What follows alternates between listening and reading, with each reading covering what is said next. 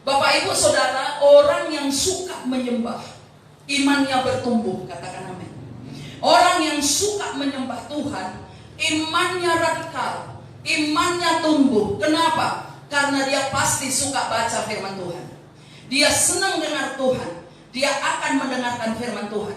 Dia akan mendengarkan suara Tuhan dan mendengarkan kegerakan Tuhan. Akhir-akhir ini dalam beberapa minggu ini, meskipun pada bulan Januari kalau nggak salah di minggu yang ketiga saya sudah sampaikan mengenai pengurapan Isakar, dan sekarang ini saya sedang mengikuti pengurapan Isakar ini terus menerus, dan Tuhan katakan ada 3 pengurapan yang harus dimiliki orang-orang percaya kalau kita mau lebih lagi dekat dan mau lebih lagi diberkati oleh Tuhan, yaitu kita harus punya pengurapan Yehuda, yaitu pujian, penyembahan, dan doa-doa. Yang kedua, kita harus punya pengurapan Isakar. Pengurapan Isakar adalah apa? Pengurapan kepekaan, pengurapan pewahyuan, mengetahui saat dan waktu yang tepat. Ini harus kita punya. Jemaat-jemaat Tuhan GBI Rumah Persembahan dengar. Ini penting sekali. Yang pertama, pengurapan Yehuda, yaitu adalah urapan yang membuat kita suka memuji dan menyembah Tuhan, mendeklarasikan firman Tuhan, memperkatakan keajaiban Tuhan. Katakan amin. Ini harus kita punya. Katakan amin. Para pemuji penyembah jangan lagi loyo. Kau harus punya urapan yang singa Yehuda punya, yaitu urapan yang luring, urapan yang luar biasa kuat, yang menyatakan apapun kondisi saudara, kau bisa katakan Tuhan Yesus tetap dahsyat, dulu, sekarang, sampai selama-lamanya. Yang kedua, saya ulangi, urapan ini adalah urapan Isakar, urapan pewahyuan, untuk engkau mengerti saat dan waktunya kapan kau akan lakukan kehendak Tuhan, dan kapan engkau akan bertindak ketika Tuhan berbicara kepadamu. Urapan kepekaan, di mana selain roh saudara mendengar, telinga saudara juga mendengar. Yang ketiga adalah urapan Zebulon. Urapan Zebulon adalah urapan kemurah hatian dan ketaatan atas pengelolaan harta yang Tuhan percayakan kepada Bapak Ibu Saudara. Katakan amin. Amin saudara. Saya nggak nyampaikan ini, tapi ini pesan yang harus saya sampaikan kepada jemaat-jemaat GBI Rumah Persembahan yang ada di Gunung Soli. Selama saya berdoa bersungguh-sungguh terus, Rita dan anak-anak di rumah tahu bagaimana terus saya menggumuli hal ini. Nah Bapak Ibu Saudara, saya akan berbicara tentang hati seorang penyembah. Di dalam Yohanes 12 ayat 1-8, mari perhatikan Alkitab saudara, saya akan baca. Yesus diurapi di Betania. Tadi saya sempat bertanya kepada Bapak Gembala tentang satu hal, dan akhirnya Tuhan berikan pengertian kepada saya secara pribadi. Mari kita lihat. 6 hari sebelum Paskah, Yesus datang ke Betania, tempat tinggal Lazarus yang dibangkitkan Yesus dari antara orang mati. Di situ diadakan perjamuan untuk dia, dan Marta melayani, sedang salah seorang yang turut makan dengan Yesus adalah Lazarus. Maka Maria mengambil setengah kati minyak narwastu murni yang mahal harganya, lalu meminyaki kaki Yesus dan menyekanya dengan rambutnya, dan bau minyak semerbak di seluruh rumah itu. Ayat 4. Tetapi Yudas Iskariot, seorang dari murid-murid Yesus yang akan segera menyerahkan dia, berkata, mengapa minyak narwastu ini tidak dijual 300 dinar dan uangnya diberikan kepada orang-orang miskin? Hal itu dilakukannya bukan karena ia memperhatikan nasib orang-orang miskin, melainkan karena ia adalah seorang pencuri. Ia sering mengambil uang yang disimpan dalam kas yang dipegangnya. Maka kata Yesus, biarkanlah dia melakukan hal ini mengingat hari penguburanku, karena orang-orang miskin selalu ada pada kamu, tetapi aku tidak akan selalu ada pada kamu. Katakan amin. Bapak Ibu Saudara, waktu saya baca ayat ini saya tertarik di ayatnya yang ketiga. Maria mengambil setengah kati minyak narwastu, satu, murni. Kemudian apa? Yang mahal harganya. Perhatikan, pemberian kita kepada siapapun haruslah yang terbaik. Katakan amin. Saudara, saya mengajar kepada anak-anak di rumah, termasuk kepada para pelayan Tuhan, jangan pernah memberi yang tidak baik. Beri makanan pun harus yang terbaik. Saya selalu kasih makanan kepada tetangga itu bukan sisa setelah saya makan baru saya kasih. Begitu masak kita harus kasih. Pemberian yang terbaik ini adalah penghormatan kita kepada seseorang. Perhatikan dikatakan lalu meminyaki kaki Yesus dan menyekanya dengan rambutnya, dan bau minyak semerbak di seluruh rumah itu.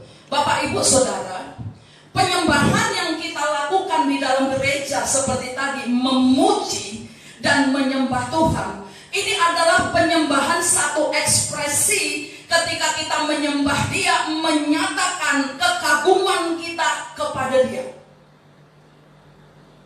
Penyembahan adalah ungkapan rasa kasih dan kekaguman kita terhadap Dia yang adalah Allah, di mana penyembahan yang kita lakukan di sini adalah murni hanya untuk Tuhan. Katakan amin.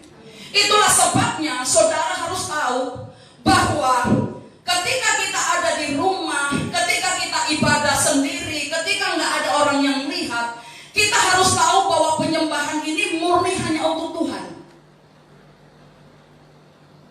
Jadi seorang penyembah sejati nggak perlu dibilang angkat tanganmu. Seorang penyembah nggak perlu diminta angkat tangan, melompat, berdiri, saudara. Itu adalah ekspresi. Itu adalah ekspresi tingkah laku kita ketika kita sedang menyembah Dia.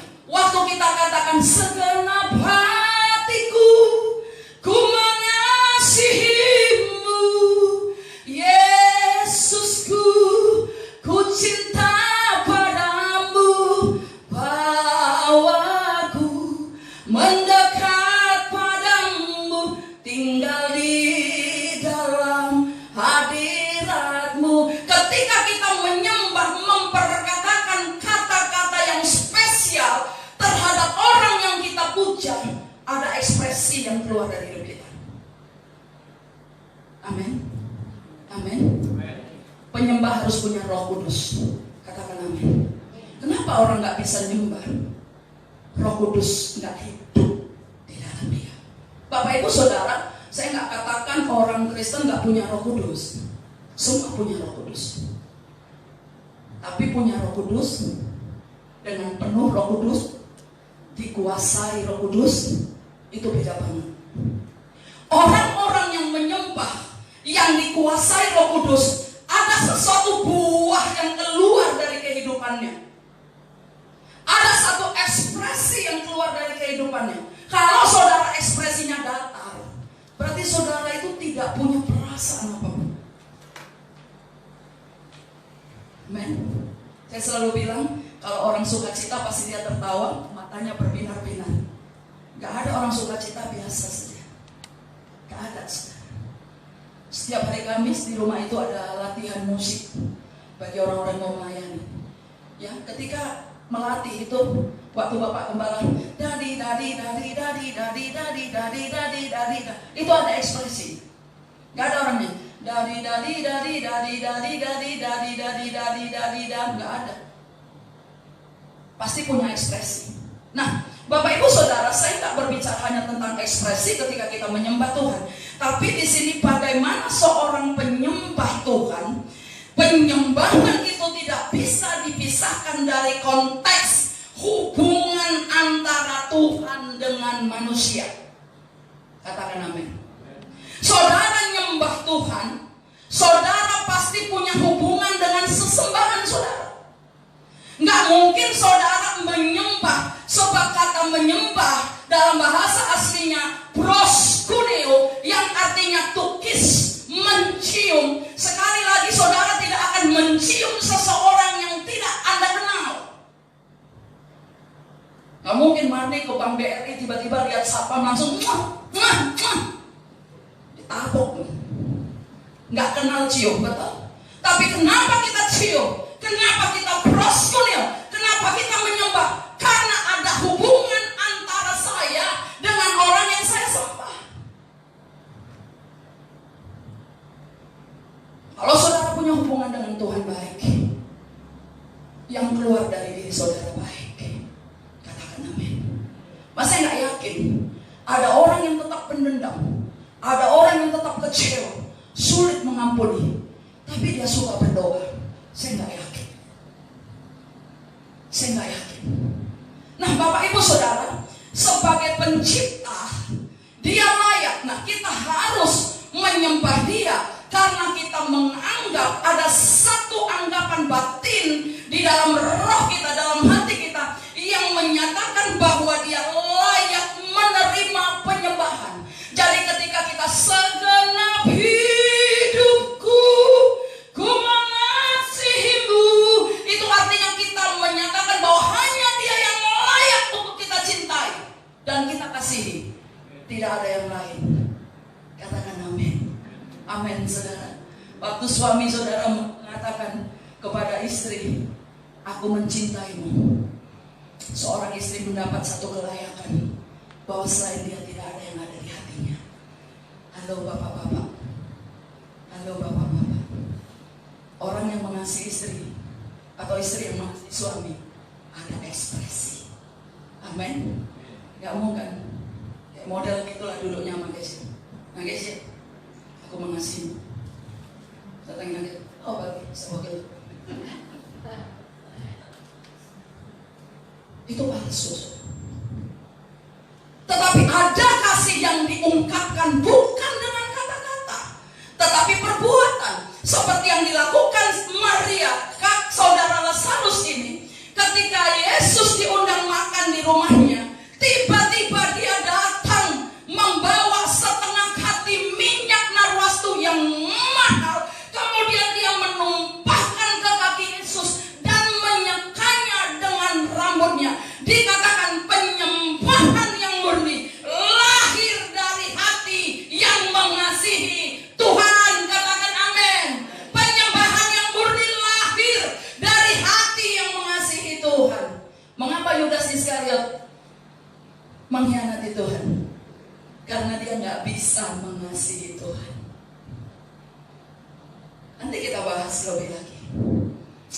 Bapak Ibu Saudara, ayat ini menceritakan seorang perempuan yang bernama Maria yang sungguh-sungguh mengasihi Tuhan. Nah, mari kita lihat betapa spesialnya waktu Maria melakukan ini. Mari kita lihat di ayatnya di Matius 26.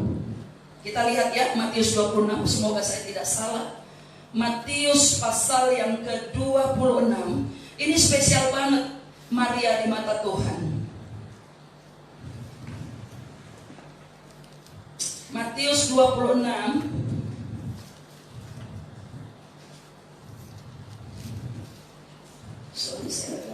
Yesus diurapi.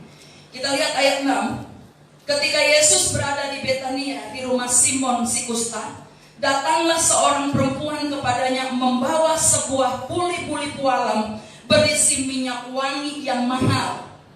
Minyak itu dicurahkan ke atas kepala Yesus yang sedang duduk makan. Melihat itu, murid-murid gusar dan berkata, untuk apa pemborosan ini? Sebab minyak itu dapat dijual dengan mahal dan uangnya dapat diberikan kepada orang-orang miskin. Tetapi Yesus mengetahui pikiran mereka lalu berkata, mengapa kamu menyusahkan perempuan ini? Sebab ia telah melakukan satu perbuatan yang baik padaku. Karena orang-orang miskin selalu ada padamu, tetapi aku tidak akan selalu bersama-sama denganmu. Ayat 12. Sebab dengan mencurahkan minyak itu ke tubuhku, ia membuat suatu persiapan untuk penguburanku. Dan ayat 13, Yesus berkata begini, aku berkata kepadamu, sesungguhnya di mana saja Injil ini diberitakan di seluruh dunia, apa yang dilakukan perempuan ini akan disebut juga untuk mengingat aku. Bapak Ibu Saudara, betapa berharganya satu penyembahan yang dilakukan dengan ketulusan dan hati yang murni, seperti yang dilakukan perempuan Maria ini. Sampai Tuhan sendiri mengatakan setiap kali Injil diberitakan, perhatikan, setiap kali kematian Yesus diberitakan, setiap kali tentang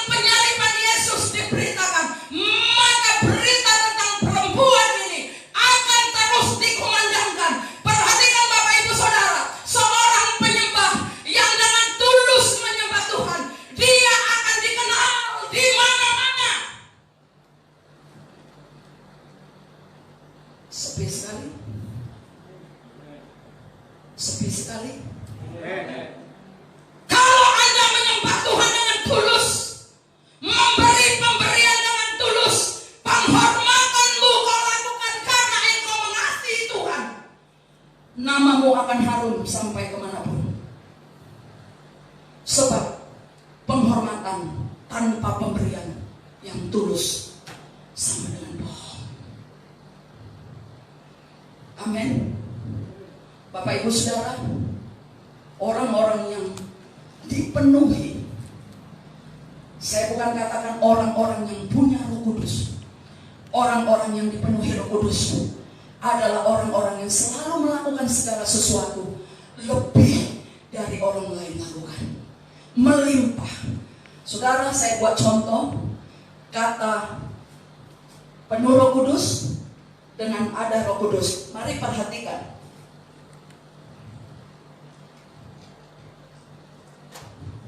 Ya, perhatikan. Saya isi dengan air setengah. Tuh.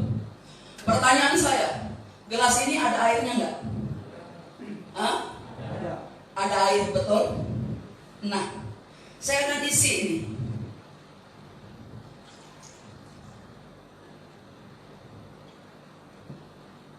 Ada juga airnya?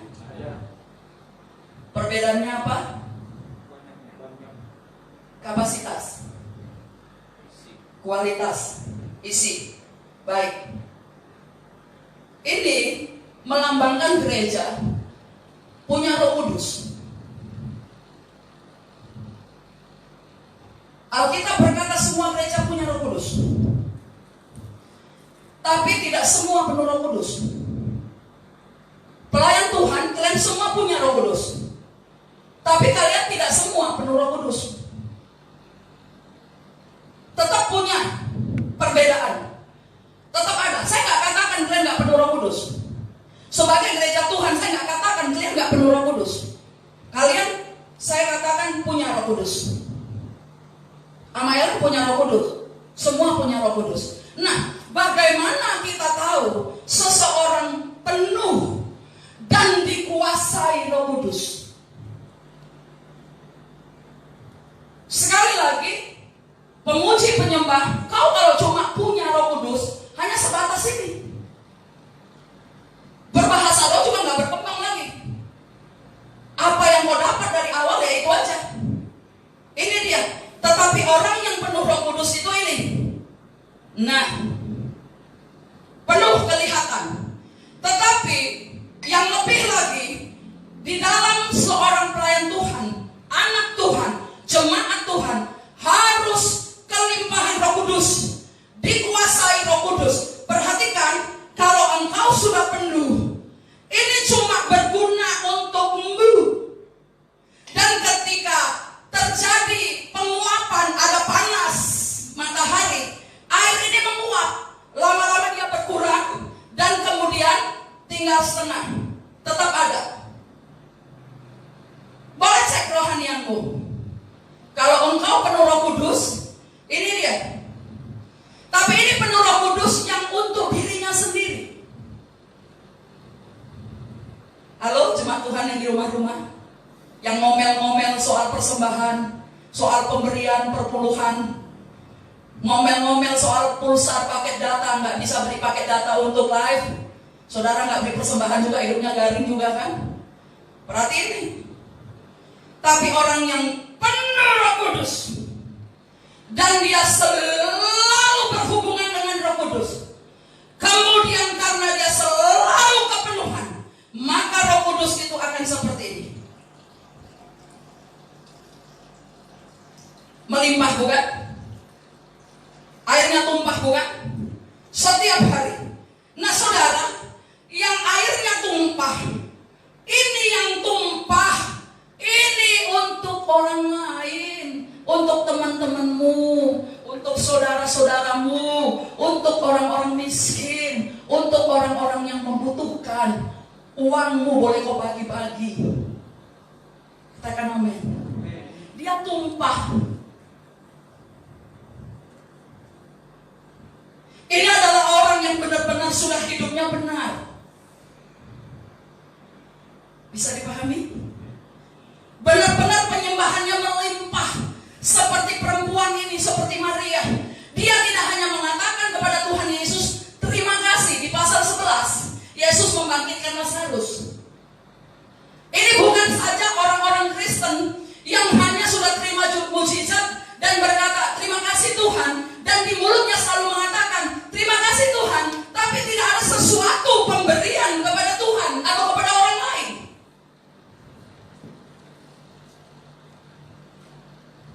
Amin. Indonesia Raya Merdeka, haleluya. Simpel bukan? Saya akan menyambung ini sampai nanti malam. Ketika kita penuh, ini airnya tetap sama. Airnya tetap turun dari sumber yang sama. Mengalir terus, mengalir begini. Mengalir, airnya sumbernya yang sama. Saudara yang memberi, bagian saudara tak habis. Yang saudara berikan ini cuma yang tertumpah. Semakin memberi, saudara akan semakin kelimpahan. Katakan amin. Bapak Ibu Saudara, saya di rumah ya, gak habis-habisnya orang antar makan. Gak habis-habisnya. Saya sendiri pun gak sanggup makan. Anak-anak pun udah bilang gak sanggup makan. Berikan. Diberikan, masih datang lagi. Tadi malam saya udah santai-santai duduk di teras rumah. Saya dianterin orang pizza. Saya gak minta-minta. Saya gak tahu dia mau bikin pizza atau tidak. Enggak minta. Kenapa? Tuhan mengingat orang yang murah hatinya, sehingga dia kelimpahan dan dia semakin berkemurahan. Katakan amin. Amin saudara. Cek deh, saudara yang suka pegang uangnya, saudara yang suka kikir dan pelit gak peduli orang lain. Cek, apakah pewahyuanmu bertambah? Pemahamanmu akan firman melimpah. Bapak Ibu Saudara, penyembahan erat kaitannya dengan korban. Katakan amin. Berikan tepuk tangan untuk Tuhan. Nah, penyembahan yang murni lahir dari hatinya Tuhan. Alkitab katakan dengan jelas, perempuan ini murni hatinya, mempersembahkan sesuatu yang mahal harganya. Yang mengatakan mahal itu bukan saya. Alkitab kita menulis setengah kati minyak narwastu, mahal harganya. Penyembahan yang tulus itu datang dari hati Tuhan. Makanya orang yang gak punya kepenuhan Roh Kudus, tidak punya pengenalan akan Allah, gak akan bisa menyembah Tuhan dengan benar, dan tidak akan pernah bisa berkemurahan. Katakan amin. Katakan amin.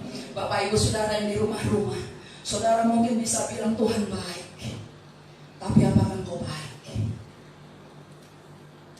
Tuhan itu murah hati. Apakah engkau murah hati? Itulah penyembahan yang hidup, yang mahal harganya. Saya mengajar selalu jemaat Tuhan GBI Rumah Persembahan, kita gak boleh pelit. Orang-orang selalu bertanya, bagaimana ibu bisa hidup di masa-masa seperti ini?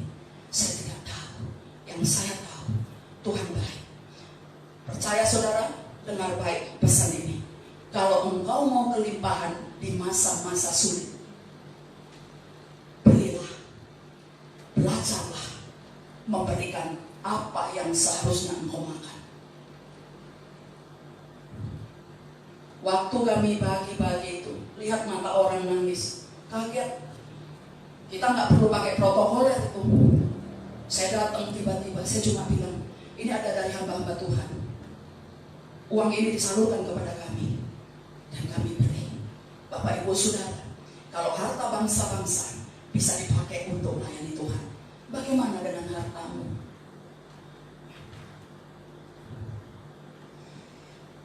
Waktu saudara mau beli mobil, najarnya apa sama Tuhan? Untuk pelayanan kan? Giliran dipinjem, lu gak kasih, alasannya begini begono. Aku kasih deh uang sewa mobil saja. Ingat, bukan masalah kau mau kasih uang sewa mobil, kau lepas tengah tetamu, kau rela rusak, sebab Tuhan bisa memberi yang lebih baik. Amin. Amin. Beri yang terbaik. Oh, ngantar istriku sakit, gak bisa hari ini. Istrimu suruh jalan kaki lah. Korbankan dulu. Benar-benar beri ke Tuhan. Bapak Ibu Saudara, masih punya sepeda motor, bisa dibonceng pakai sepeda motor. Halo, mobilnya gak bisa dipakai. Siapa yang pakai nanti? Antikris. Waktu dia turun dan tiba saatnya, ketika kita semua orang percaya diangkat, orang-orang yang tertinggal, kalaupun engkau naik diangkat, hartamu otomatis jadi milik mereka, bukan milik siapa-siapa.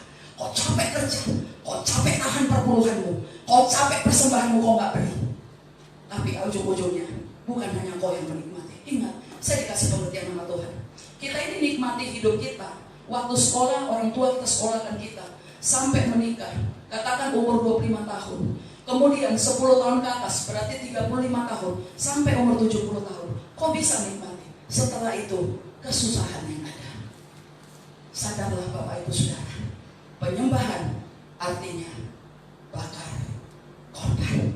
Tidak ada penyembahan sejati yang murni tanpa pemberian. Meskipun kau menyanyikan lagu puji-pujian yang girang, tetapi penyembahanmu akan kelihatan dari apa sikap hidup kita yang mau peduli akan orang lain. Berikan tepuk tangan untuk Tuhan. Nah, ayolah tepuk tangan. Pelit sekali. Tepuk tangan aja pelit sekali, belum kasih uang. Dalam suatu penyembahan yang terutama adalah yang pertama-tama, ini tadi saya sudah katakan, kemurnian hati. Kalau hati murni, maka Roh Kudus akan penuh. Seperti yang saya contohkan tadi. Yohanes 12 ayat 3, Maria mengambil setengah hati. Itu tadi saya sudah jelaskan. Nah, kata murni di sini nggak pakai embel-embel. Bukankah banyak orang Kristen ngomong begini? Kalau kau baik, aku jauh lebih baik lagi. Kepalaku pun boleh kau beraki. Betul? Banyak nggak yang ngomong gitu? Banyak nggak? Ada orang nggak sih? Banyak nggak? Kalau kau baik, aku lebih baik. Tapi kalau kau jahat, jangan coba-coba. Aku lebih ganas dari setan. Itu bukan orang Kristen. Jangan ganggu aku. Selama kau tidak kuganggu, kau jangan ganggu aku. Itu bukan orang Kristen. Itu bukan seorang penyembah. Kalau engkau berkata, kau gak usah ganggu aku gak ganggu kau. Tetapi Alkitab berkata, sekalipun engkau diganggu, tapi kebaikanmu tetap akan terlihat. Itulah penyembah sejati. Katakan amin. Sekalipun engkau dianiaya, tetapi engkau tetap punya hati yang baik, punya hati yang mengasihi. Itu seorang penyembah. Kalau sekedar bilang, kamu tahu ya, aku ini baik, tapi jangan coba-coba ganggu. Itu setan. Mari lihat kiri kanan. Bilang, itu setan. Kamu setan. Kalau kamu seperti itu, kamu setan. Kalau kamu cuma baik kepada orang yang berbuat baik, setan juga melakukannya.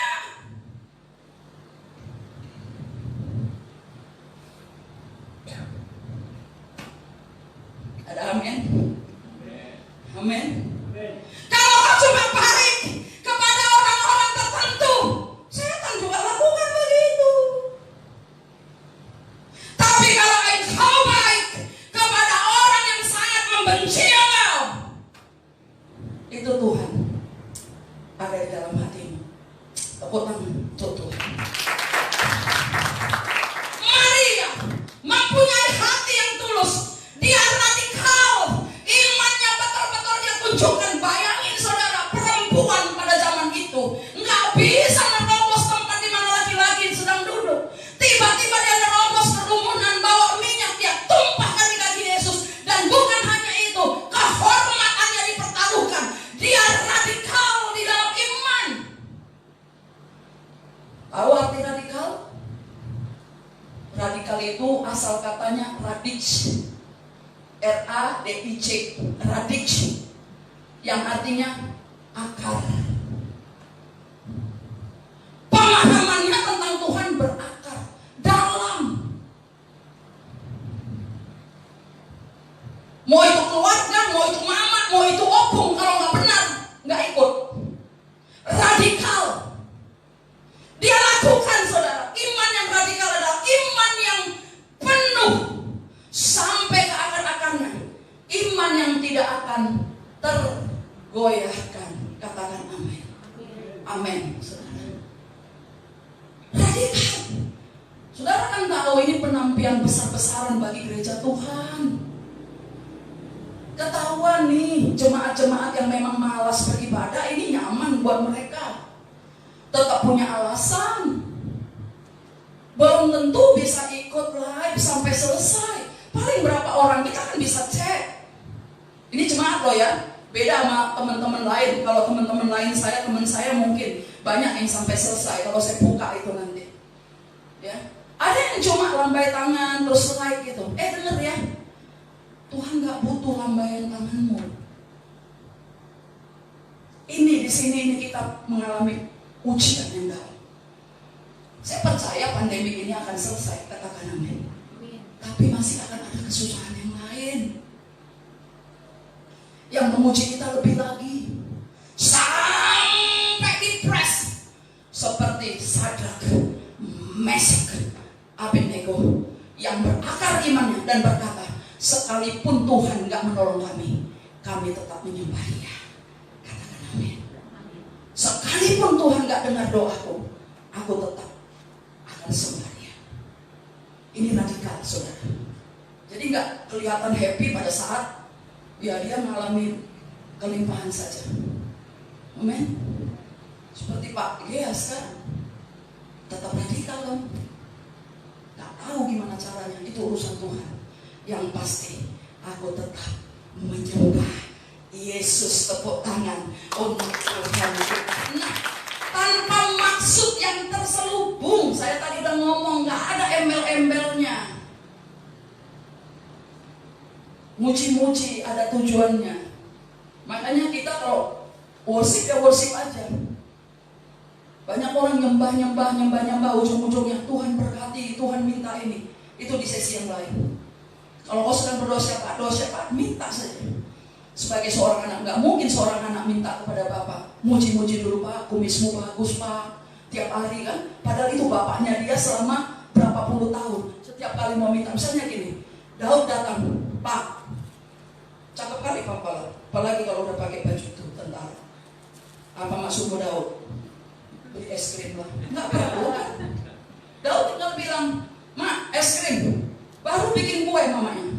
Baru ngasih apa-apa. Sampai di sekretariat ngantar kue. Duduk, nggak lama. Beli es krim, Mak.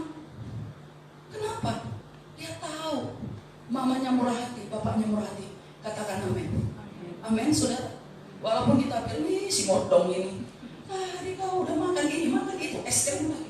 Es krim, Mak, es krim. Dia nggak mau tahu alasannya apa. Amin. Sama kita nggak bilang Tuhan kau baik ya. Kau dahsyat, kau ajaib. Terus dia bilang, Tuhan, kau tahu keadaanku. Aku ini sedang menderita. Baru puji-puji. Terus Tuhan bilang, maksud lo, gue udah ngerti. Hello. Yang kedua, yang utama dalam penyembahan adalah kemurahan hati.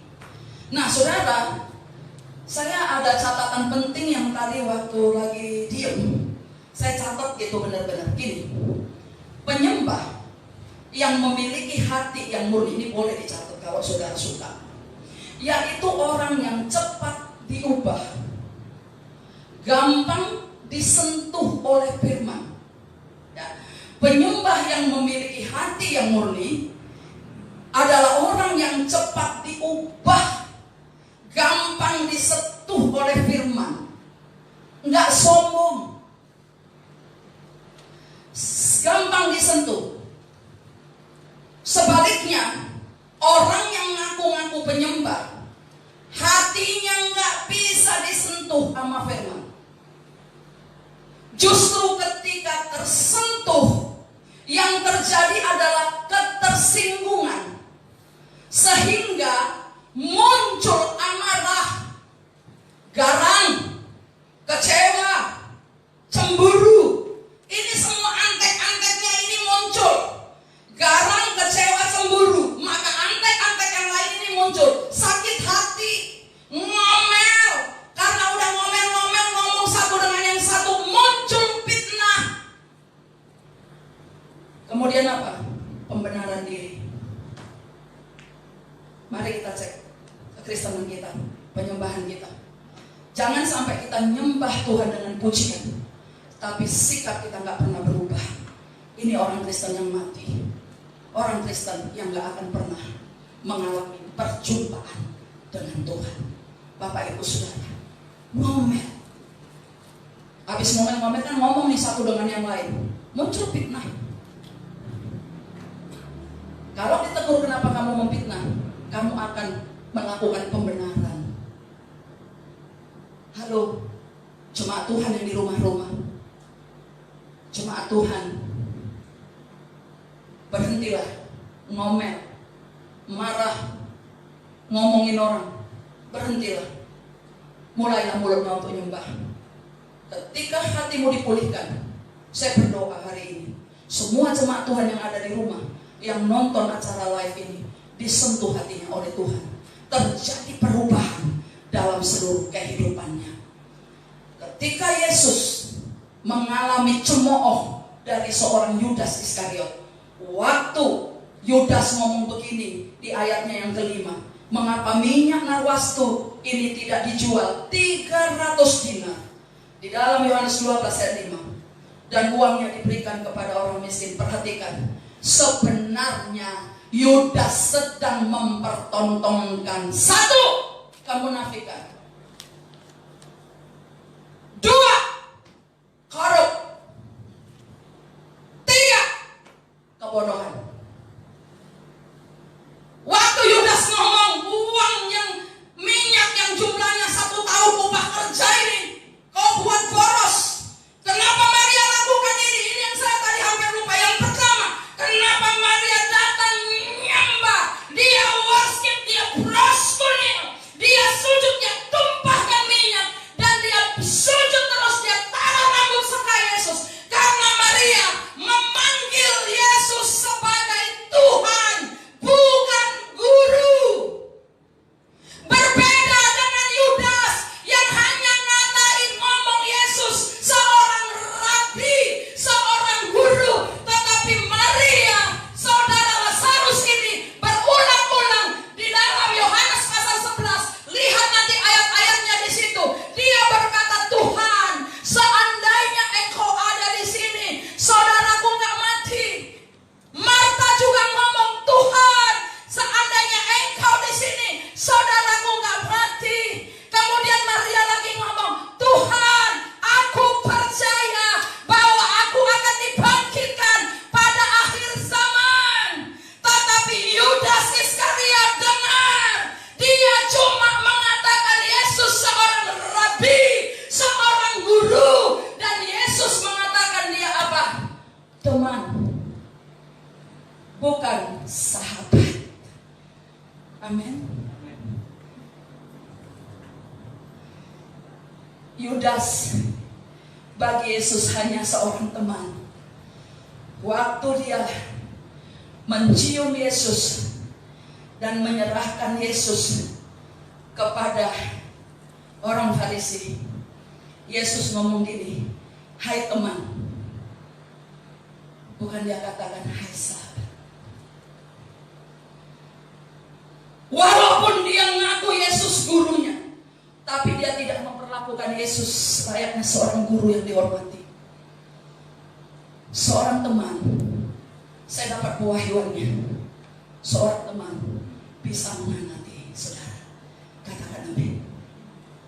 Kenapa Yudas bisa mengkhianati? Ini perlu dicatat.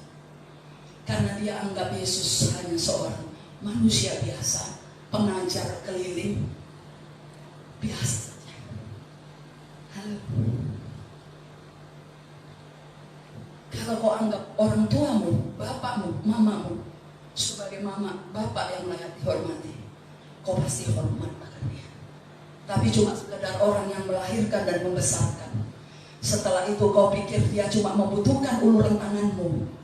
Waktu kau gajian, kasih sedikit-sedikit, kau tidak akan pernah hormat. Perhatikan saudara, mari belajar baik-baik.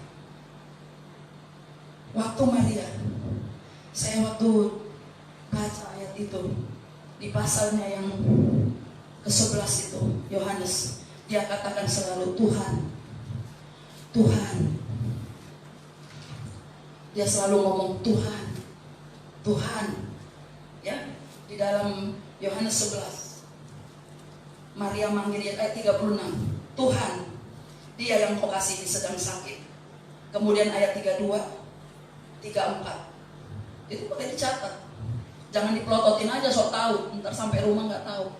Catat, baca itu nanti, perhatikan, ulangi.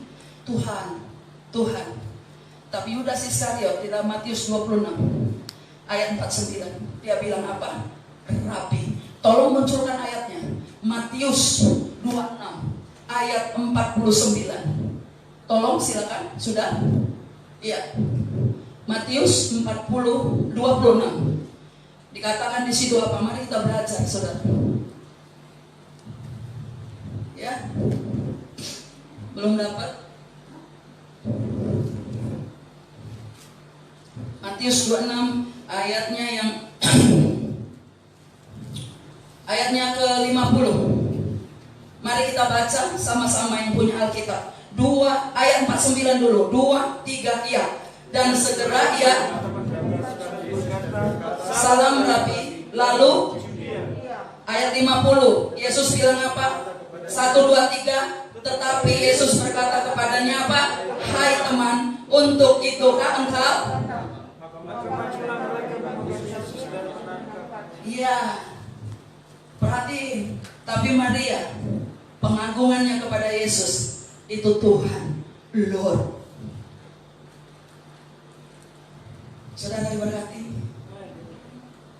Saya juga diberkati. Tadi waktu saya ini bergumul, saya lihat catatan saya 2017 sedikit ada tentang ini.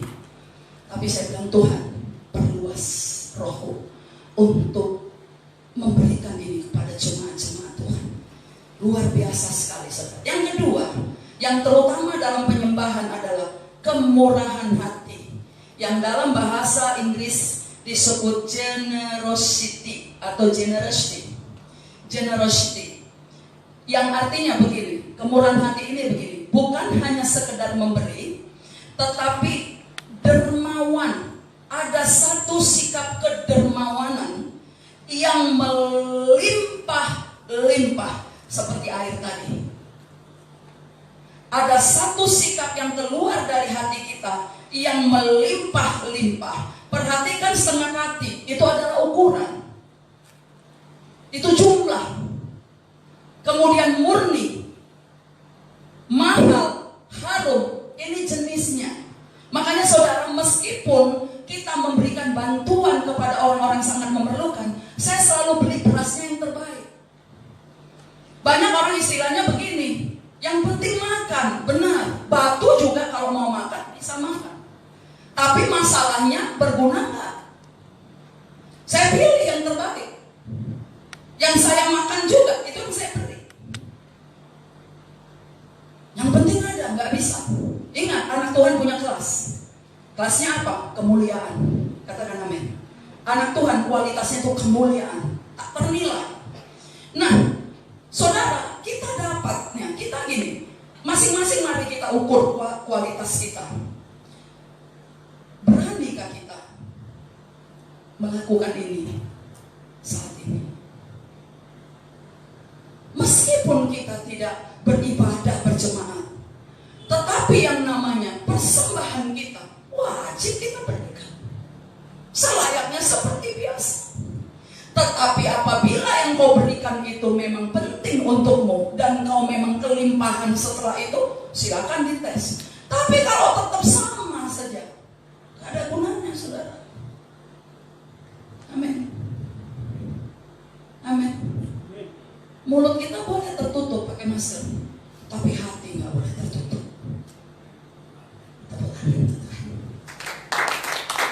Alkitab bilang begini, ini Alkitab yang ngomong, iman tanpa perbuatan adalah apa?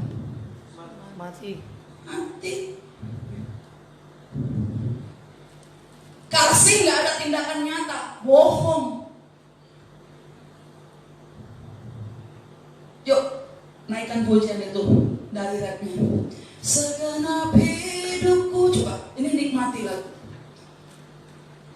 Kita nikmati segenap hidupku, ya pun,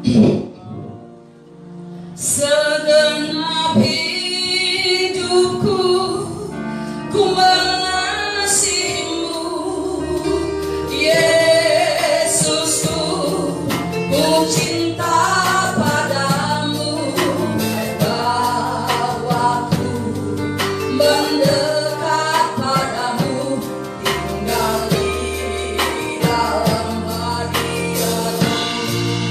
Perhatikan ya, segenap hatiku ku mengasihimu, beri Yesusku, ku cinta padamu, mendekat padamu,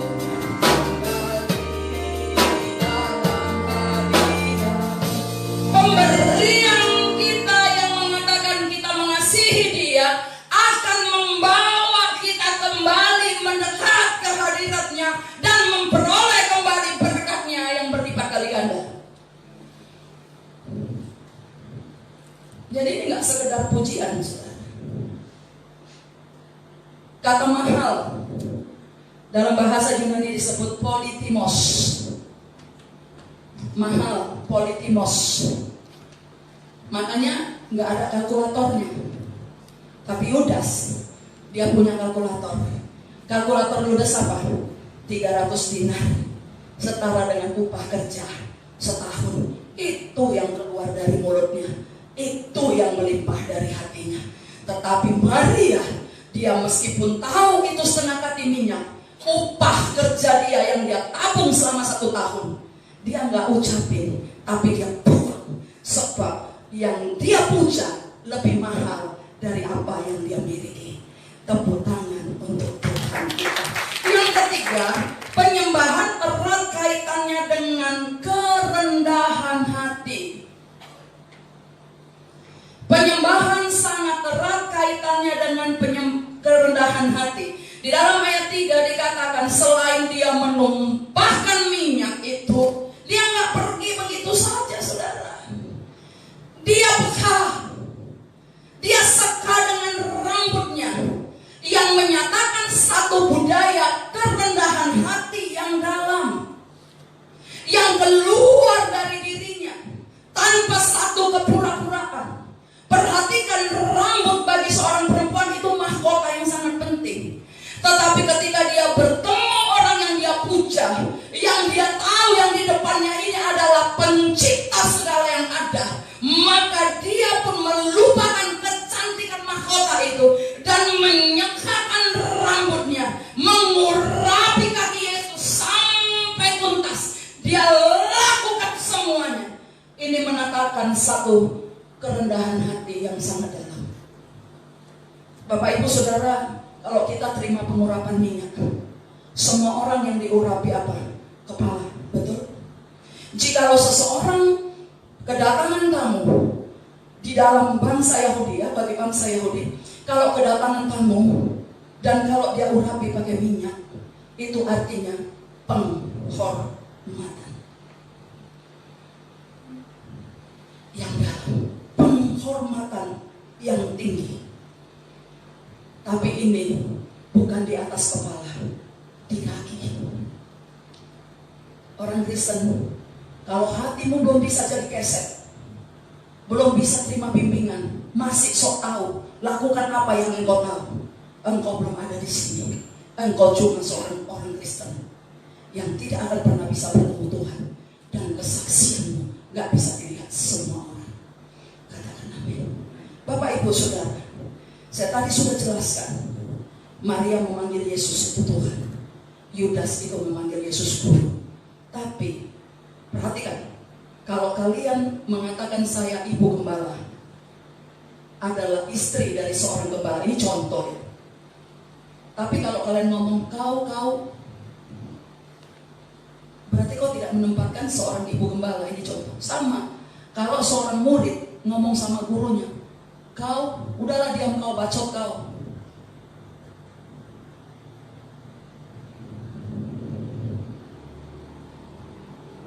Amin. Kenapa banyak orang gak mau ke gereja? Hatinya gak bisa disentuh Roh Kudus. Saudara, pengangkatan pasti tiba. Kita tidak tahu kapan waktunya, tapi Alkitab berkata, Dia akan menjemput umatnya yang percaya dan mengasihi Dia untuk diangkatnya di awan-awan permai. Yesus ketika mau mengangkat kita, Dia tidak turun ke bumi, saudara. Dia tidak turun ke bumi, sebab Dia tidak akan injak kakinya di bumi pada waktu itu. Tetapi Yesus akan ada di awan-awan permai bersama dengan malaikat-malaikatnya. Dan ketika terompet itu dibunyikan, dan, maka kubur orang yang mati, yang lebih dulu mati, itu akan terbuka dan mereka akan terangkat dan menerima penghakiman. Tetapi kita yang hidup ini, yang memang layak untuk diangkat, di mana saudara percaya betul bahwa Yesus akan mengangkat orang-orang yang beriman, yang waktu itu masih hidup. Seandainya saya masih hidup, Yesus datang, maka setelah orang mati diangkat, maka dengan tiba-tiba orang-orang yang hidup akan terangkat. Amin. Akan terangkat. Jadi perhatikan saudara, bagaimana kita hidup. Kalau kita memang gak percaya Yesus datang mengangkat kita di awan-awan permai, gak masalah. Sebab begini, akan ada orang yang menyaksikan kedatangan Tuhan. Tidak semua orang akan diangkat. Perhatikan ya para pelayan Tuhan dengan baik. Tidak semua baik yang melayani, termasuk saya. Kalau saya gak sungguh-sungguh didapatinya berkenan sebagai mempelainya, saya diangkat. Sebab Alkitab dengan jelas mengatakan bangsa-bangsa di bumi, orang-orang yang beribadah sekalipun, mereka akan menyaksikan pengangkatan itu dan mereka terheran-heran. Sampai saat itu mereka tetap belum percaya firman. Sebab apa? Ketika masih ada kasih karunia, firman diberitakan pun kamu tidak percaya. Apalagi setelah pengangkatan, engkau tidak akan lagi percaya. Sebab apa? Kasih karunia sudah diangkat. Oleh karena itu, selama kasih karunia masih ada, mari percaya sungguh-sungguh. Kita tidak akan paksa-paksa saudara mau ikut terangkat. Sebab itu pilihan.